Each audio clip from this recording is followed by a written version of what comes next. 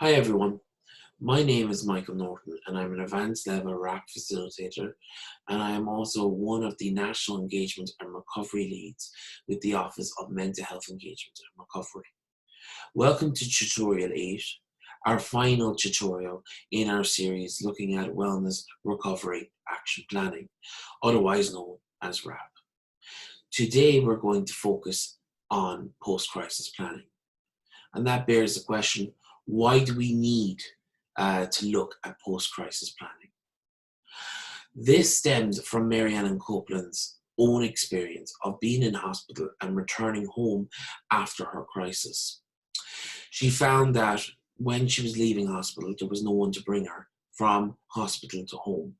When she arrived home, there was no food in the fridge. There was no heating on.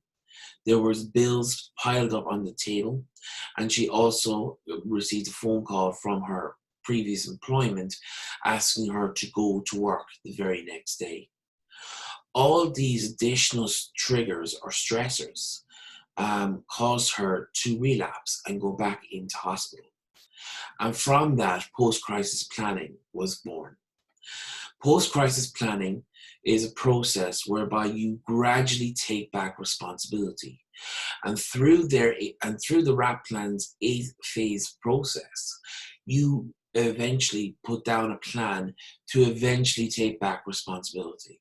It's not that when you get home from hospital or when you've passed the crisis phase that oh, hey presto, you're back as new. That's not the case. Sometimes it takes a period of rehabilitation and time where you don't take responsibility for certain things. And that's all planned out in your post-crisis section of the plan. Most of the RAP plan should be done when you are well. And in some instances, this part of the plan can also be done when you are well. However, some of this can only be done when you are initially going to go home from hospital, when you're past the crisis phase and you have reached the post-crisis phase of the plan. So what are the components of the RAP plan, of the post-crisis planning part of the RAP plan? So as you can see, it's split into 8 different components, and each of them are as important as the last.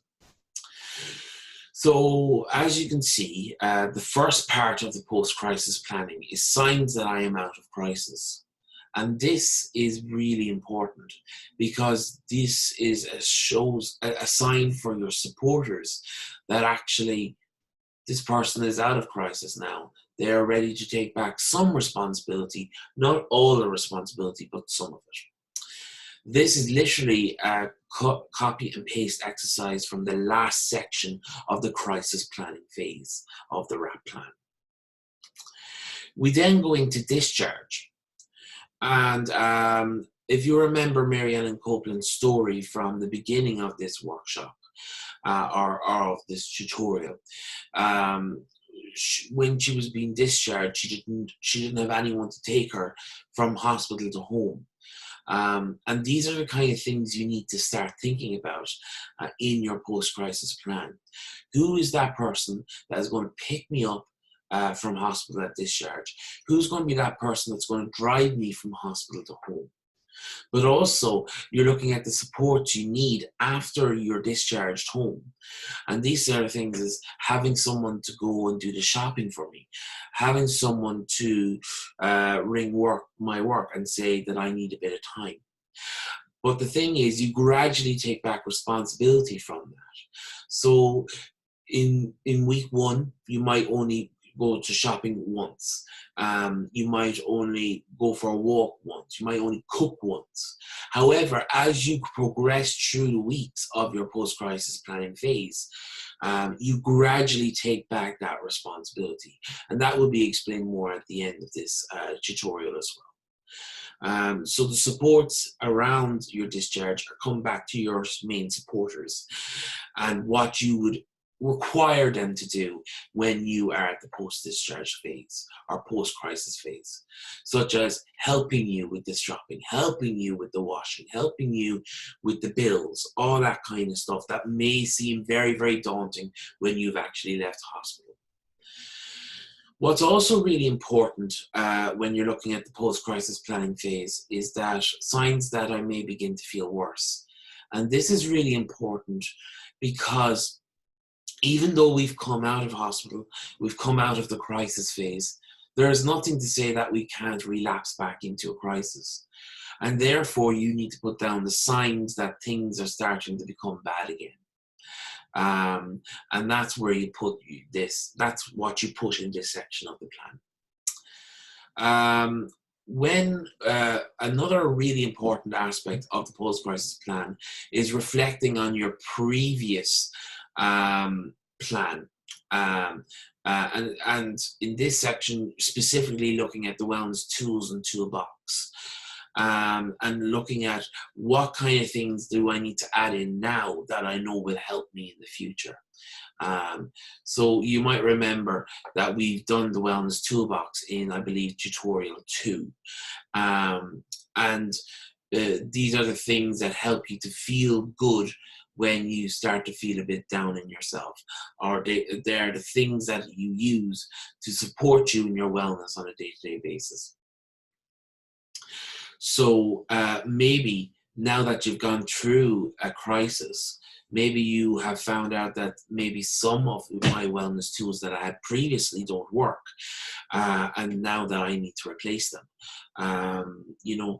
Or maybe I've found some new wellness tools that actually, along my recovery journey, or along my crisis journey, that I've heard from other people and that I think might be useful for me. So therefore, I might add that in. So that's really important there as well. You might have remembered from the crisis planning phase of our RAP plan that we rely heavily on our supporters, and that our supporters literally take the control over our care from us when we're in a position that we're not able to have that control for ourselves. That can be a very, very tough task, and within that task, you may have offended people. But you may have relied on people an awful lot as well. And in this section of the post-crisis plan, you write down how you're going to thank those supporters. Those people that were right beside you when you needed them the most. However, when we're in a crisis phase, we also offend people. And this is not just our supporters, but our wider network of family and friends. We may offend them. And in this section of the plan, you write down who you're going to apologize to.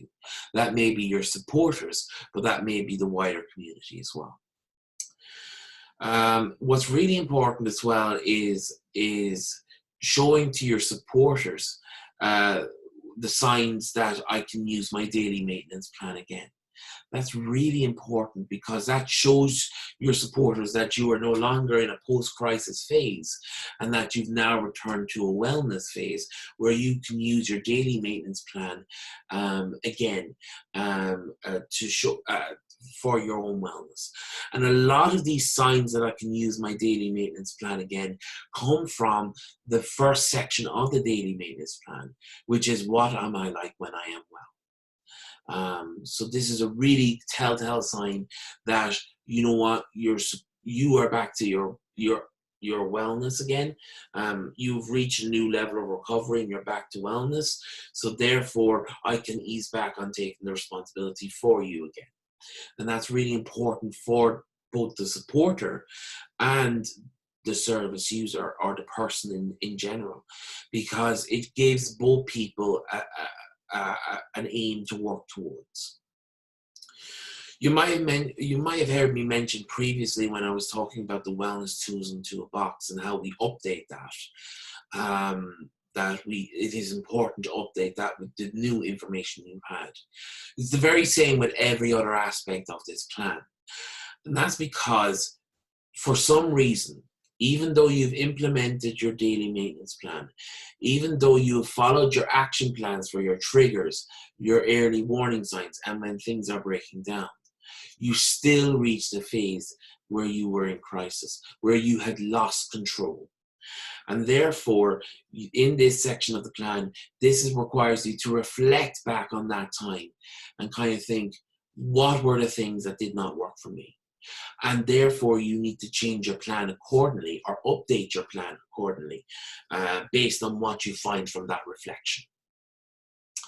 And that's really important as well for your continuous growth and development in your recovery journey. The final phase of the post-crisis plan is a timetable for resuming responsibility. And this is really important because this shows your supporters how and when they should ease back on certain levels of responsibility. You might have heard me say earlier about, going into work for 1 day a week, the first week, and gradually increasing that. That's literally what this timetable of resuming responsibility is all about. So on week 1, I will go into work for 1 day a week. On week 2, I will go for 2 days a week, and so on and so forth, until you've actually reached that level of independence that you don't need to for someone to hold that responsibility. So you're gradually taking back that responsibility again. It goes again along with cooking or going to shops or anything like that. The same thing applies, and this gives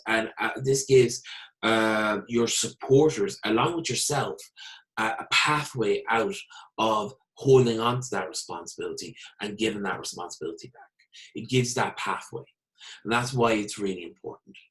That's essentially what the post-crisis plan is all about. So it's looking at those 8 parts, the signs that I am out of crisis, the things I need to worry about and think about at discharge, the signs that I'm beginning to feel worse, the wellness tools and toolbox, the updates I need to add to that, the people I need to thank, but also the people I need to apologize to, the signs that I can use the daily maintenance plan section of my plan again, the changes I need to make to my previous plan because of the fact that even though I used my plan previously, I reached a crisis phase, so therefore I need to change and update it accordingly. And the final bit was timetable for resuming responsibility. And with that, we end the RAP journey with us today, and we've looked over a lot of the key sections of RAP from the study of mental health recovery. We looked at the key concepts, which are hope, personal responsibility, education, self-advocacy, and support. And then we looked at the wellness tools and toolbox. We then looked at what am I like when I'm well, and the daily maintenance plan. So the daily maintenance plan consisting of the 3 parts, which are what am I like when I'm well, the things I need to do every day to keep myself well, and the things I need to do sometimes to keep myself well. We also looked at triggers and their action plan, early warning signs and their action plan, and when things are breaking down and the action plan. We then looked at crisis planning and its 9 parts. And today we looked at post-crisis planning and its 8 parts, and how through going through those 8 parts, you not only update your wellness recovery action plan, but you also look at a timetable for resuming your responsibility, for taking back that independence. If you are interested in doing RAP, in doing a RAP program, these are generally done within recovery colleges that are situated around the country. So with that, and even with that, even when we're in this period of isolation with COVID-19, these recovery colleges have taken the initiative of doing some of this online. So this is where you can sit back in the comfort of your own home and actually attend wellness recovery action planning. So with that, I'd like to leave you, but I'd like to leave you with a thought and to think about, if I was ever in a place where I had lost responsibility and I've just come out of a crisis phase, what are the things I need to consider? And hopefully the 8-part structure that we've laid out for you today in RAP will help you in that process. So for now, I'd like to thank you for listening to me and for listening to this 8-part tutorial series. I hope you find it helpful, and I wish you all the very best of luck in your recovery journeys. Thank you.